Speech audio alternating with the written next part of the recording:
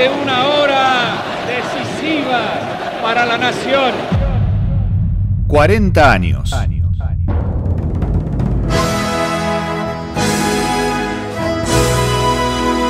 Más y mejor democracia. Mejor democracia. Y entonces, desde luego, democracia con la que se vota, pero también democracia con la que se come, con la que se cura y con la que se educa. Y la democracia significa levantar a todos los ciudadanos a una distribución equitativa de la riqueza social. Democracia siempre. 40 años. Quiero utilizar una frase que no me pertenece, porque pertenece ya a todo el pueblo argentino. Señores jueces, nunca más. Más y mejor democracia. Mejor democracia. Hicimos algo maravilloso que creo que es lo que nos permitió seguir luchando hasta ahora. Nos dimos las manos. Nunca más los crímenes, las dictaduras contra los pueblos. Los pueblos son los dueños de su propio destino. 40 años. Yo creo que dejamos un granito de arena en esta democracia que esperemos que sea la democracia para siempre, siempre, siempre. El rodaje de la película, si bien se hizo en una democracia recién inaugurada, la situación era complicada. Había todavía en muchos niveles remanentes de la dictadura. Dicen que hay bebés desaparecidos. ¿Que alguien te dijo algo? ¿Qué carajo me estás preguntando?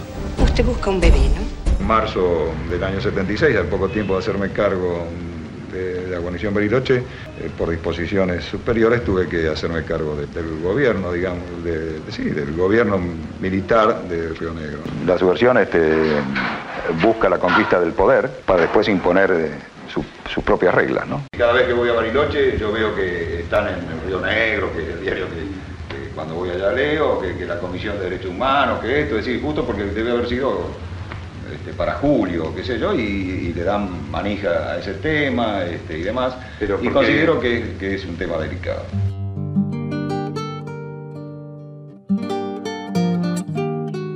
A 40 años de democracia en Argentina, hoy reflexionamos sobre cine. Hola, soy Carlos Echeverría, documentalista, docente en la Universidad Nacional de Tierra del Fuego. Más y mejor democracia. Mejor democracia. Se cumplen 40 años de democracia y bueno, sin lugar a dudas resulta importante reflexionar en torno a la relación entre historia, memoria y política justamente en el cine documental y lo que es tu recorrido y tu experiencia también en Argentina. Revisando un poco, digamos, tu recorrido, leía que justamente en 1984, cuando estábamos dando los primeros pasos en esta democracia, vos estabas en Alemania filmando Cuarentena. Perdón, 83. Sí. En el 83. Sí. Bien, bueno, en el 83 entonces sí. Vos estabas filmando Cuarentena, que está basada en el exilio de Osvaldo Bayer en Berlín. ¿Cómo fue esa experiencia? ¿Qué recordás de esos relatos de exilio?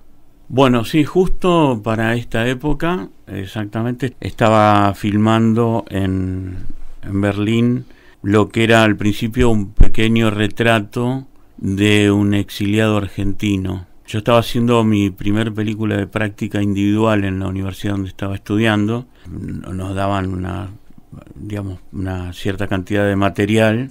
Había dejado de lado la posibilidad de hacer algo sobre lo que había ocurrido en Malvinas apenas un año antes, porque no llegaba ni con ese material ni con toda la logística para hacer una ficción.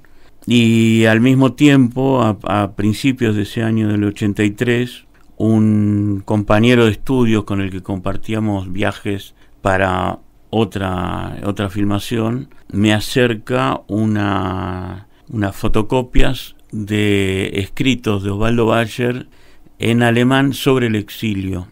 Y bueno, eso me llamó muchísimo la atención. Y yo no sabía que Osvaldo estaba exiliado en Berlín. Así que bueno, y eran algunos de esos escritos después están en en la película, pasados de vuelta al castellano. La que traducía los escritos de Osvaldo al alemán era su mujer, Marlis Joss, que la verdad que no solo los traducía, sino que los embellecía también, ¿no? Y la verdad que reflejaban muy bien el destierro, ¿no? El destierro por razones políticas y el destierro en general. Bueno, entonces tomé contacto con Osvaldo en ese tiempo. Una especie de traducción del WhatsApp vendría a ser la tarjeta postal, porque la postal era lo que más rápido llegaba al día siguiente, ¿no? Al no tener sobre nada. Y bueno, nos pusimos de acuerdo, lo fui a ver y vino muy bien que yo haya hecho hasta ese momento un pequeño documental, sobre lo que fue la gendarmería infantil, una idea implementada por el genocida Antonio Domingo Bussi cuando fue director general de Gendarmería, que hacía, digamos, como centros de educación militar para niños muy pequeños. Y yo, en un viaje de visita al país que hice en agosto del 82, grabé eso. Y eso ese trabajo le gustó mucho, y por esa razón fue que aceptó que yo hiciera un retrato sobre él. Y bueno, estuvimos con un compañero de estudio, finalmente unos 10 días en Berlín filmándolo, determinados horarios, porque él tenía, digamos, escribía por un lado y también hacía otros trabajos. Y bueno, recién 2 o 3 meses después surgió la posibilidad, a través de la televisión alemana, y habiendo ya teniendo ese material en blanco y negro de la etapa del exilio en Berlín, se pudo, digamos, avanzar con el proyecto hacia lo que sería el viaje de regreso del exilio, justo en las semanas en que se estaban anunciando las elecciones del 30 de octubre del 83. Todo un momento histórico también. Exactamente, sí. Y bueno, justamente hablando del momento histórico, a mí me dio la oportunidad de cumplir un poco la idea que yo tenía, que era la de registrar en ese momento el presente para que se pudiera ver en el futuro. Uh-huh. Se produjo ese viaje y el contacto con distintos movimientos y personalidades ligadas especialmente a derechos humanos. Una de las cosas que más recuerdo y que también está reflejado en la película es que para las elecciones del 83, el desastre que había ocurrido, el gran genocidio que habían cometido militares, civiles, curas, no formaba parte de la temática de campaña. Justamente las madres que seguían atentamente qué es lo que publicaban los partidos en ese momento, habían constatado que solamente el Partido Demócrata Cristiano, con Augusto Conte a la cabeza para diputados, eran los únicos que reclamaban juicio y castigo para aquellos que habían cometido el genocidio. Había como un pacto de silencio en cuanto a esos temas. Estaba tapado, sí, estaba completamente tapado. También muy, muy manejado por los mismos medios, que también habían tenido y tenían su complicidad con la dictadura, y quedaba todo en general, y eso también se puede ver en la película como reflejo en las calles, como una especie de Boca y River, peronismo, radicalismo, pero como si se hubiera corrido el escenario al 54, 55, la discusión de esos años, y nada más. Malvinas tampoco se tocaba. Eso vino después, ¿no? Años después, digo, de poder visibilizar todo lo que había pasado. Yo estuve en agosto del 82, unas semanas de paso, y la única frase que escuchaba de distintas personas a las que iba visitando era cómo nos engañaron por la dictadura con lo de Malvinas. Eso era todo. Uh-huh. Después no se tocaba el tema. Carlos, todo tu recorrido, toda tu trayectoria está muy ligada a los derechos humanos. Incluso tuviste la posibilidad de entrevistar a genocidas en este trabajo relacionado al secuestro y a la desaparición de Juan Marcos Herman en Bariloche. ¿Qué sentiste? ¿Cómo fue ese momento, de contactar a represores y tenerlos frente a frente también en una entrevista?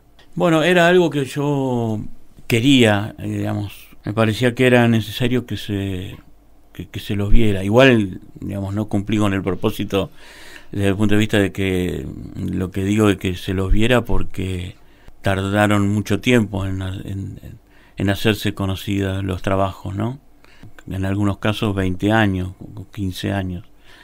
Pero para mí yo ya tenía, digamos, proyectado que nosotros como jóvenes fuéramos, digamos, a confrontarlos y a exigirles respuesta respecto a lo que habían hecho. Y hace poco leí que Juan quedó como el único trabajo documental o periodístico que fue a confrontar a los perpetradores de secuestros y desapariciones directamente a su lugar de trabajo.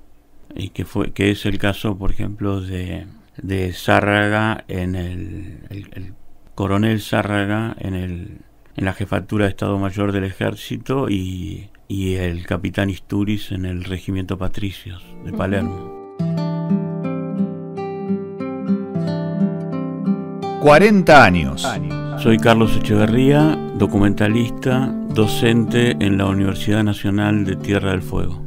¿Cómo te llega la historia de Juan? ¿Cómo tomas contacto vos con esa desaparición concretamente? Me enteré a los pocos días que lo habían secuestrado. Y al año siguiente yo estaba trabajando en un semanario, una publicación gráfica. Hacía colaboraciones, especialmente para la contratapa.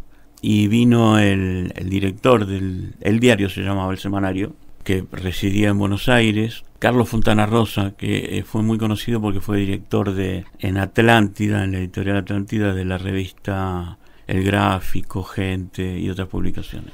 Y bueno, como fue de visita a Bariloche, entonces convocó una reunión de redacción de todos los que trabajaban habitualmente en la redacción y los que colaboraban desde sus casas. Entonces fui y bueno, hubo toda una charla sobre lo que se trabajaba periodísticamente y él lanzó una crítica muy justificada que decía que bueno, que en la revista había mucha información municipal de el bache, ¿no? La rotura de tal caño, el choque en la esquina, no sé, y que había poca investigación. Y entonces, bueno, cuando hablaron así varios, yo dije, bueno, con respecto al tema de la investigación, le dije, mire, acá secuestraron hace un año a un estudiante de acá y no salió nada de ningún lado, no se hizo nada. Acá nosotros tampoco hicimos nunca nada. Y se produjo así como un silencio, es decir, me parece que se produjo silencio también por el grado de ingenuidad mío también. Y él que estaba sentado contra un escritorio mirando hacia el este, dijo, por toda respuesta dijo, no, lo que pasa es que si llegamos a tratar ese tema, y señalando con el pulgar hacia el oeste, que es donde quedan los cuarteles, dijo, vamos a tener problemas con los cuarteles. De manera que, traducido, ¿no? Cuando volví a mi casa, evidentemente él tenía muchísima información de qué es lo que estaba ocurriendo y sabía perfectamente quiénes eran, ¿qué había pasado? Los responsables de eso, en ese lugar y en cualquier otro lugar del país. Yo a los pocos meses me fui del país. A los pocos meses de esa te tocó a vos el exilio. Nunca me consideré exiliado porque yo no tuve ninguna señal de que yo fuera perseguido ni nada. De todas maneras, para poder estudiar en lo que me interesa, o por lo menos para buscar una oportunidad en lo que a mí me interesaba estudiar, me fui. Tuve la oportunidad y me fui. En la escuela de cine en Buenos Aires, que para mí ir a Buenos Aires era quizás algo más complicado que irme desde la Patagonia, que irme del país por distintas razones, por posibilidades de trabajo. En la Escuela de Cine en Buenos Aires había de director un capitán de fragata, así que bueno, no me daba mucho ánimo.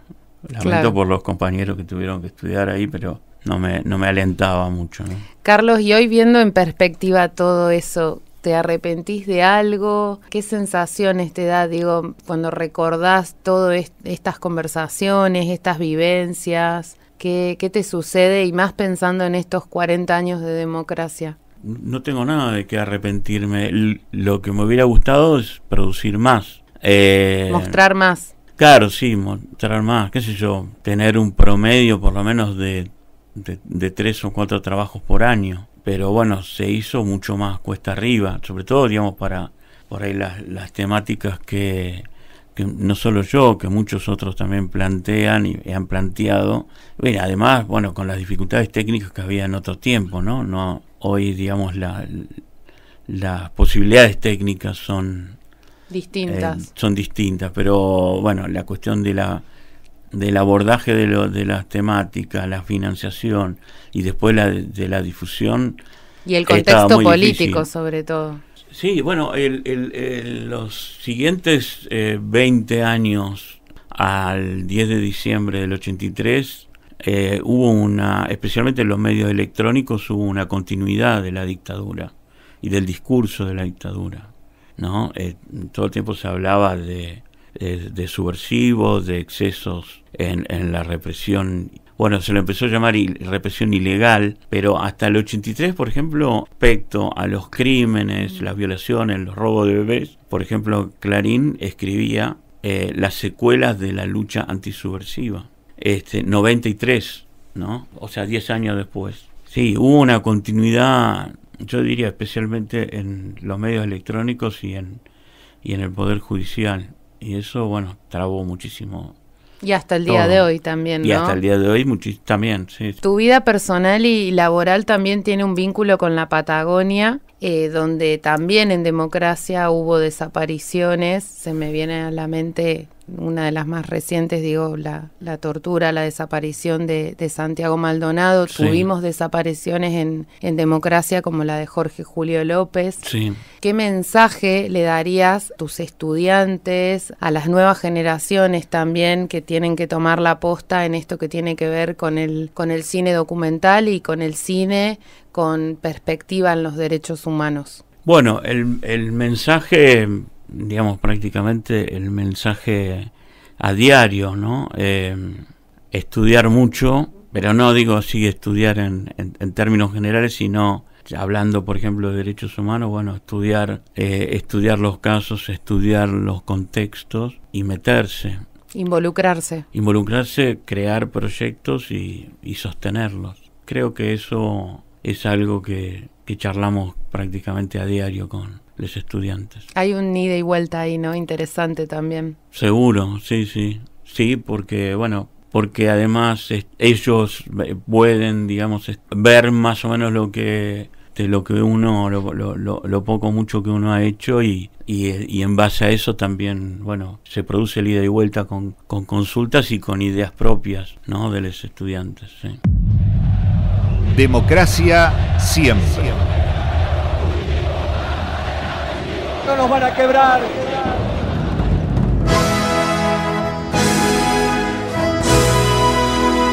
$40 años. La AMIA fue un atentado contra la República Argentina y contra los argentinos.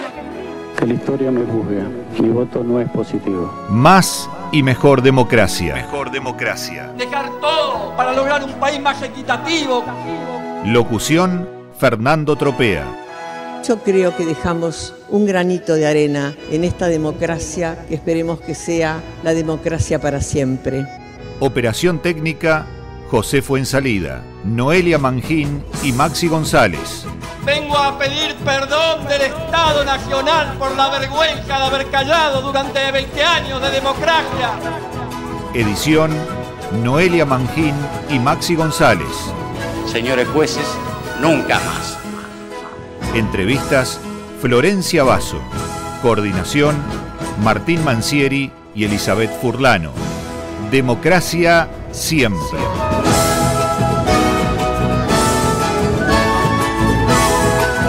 Una realización conjunta de LRA 24, Radio Nacional Río Grande y Universidad Nacional de Tierra del Fuego, Antártida e Islas del Atlántico Sur.